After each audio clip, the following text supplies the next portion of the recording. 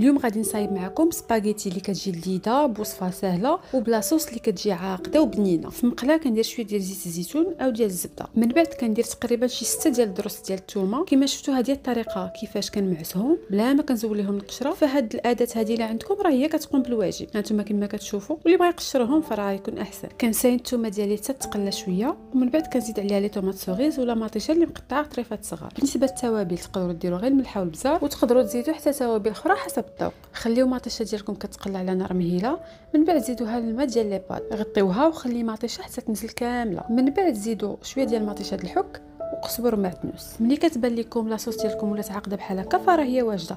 تقدروا تستعملوها مباشره على سباغيتي اولا طحنوها. غنزيد نعطيكم واحد لاستيس اللي غيبدل لكم المذاق 180 درجه، هو تزيدوا واحد المعلقه ديال الزبده. انا هنا درت السمن اودي اللي هو السمن الحلو. صافي لاصوص ديالكم راها واجده. زيدوها على سباغيتي اللي مسلوقه من قبل، وضروري خليوها ترتاح واحد 5 دقائق باش داك المذاق كيدخل مع لي بات. سيرفيوها بالصحه والراحه، راه كتجي بنينه بزاف، خاصه الا درتوها بلي طوماط سوغيز وكثرتوا الثومه.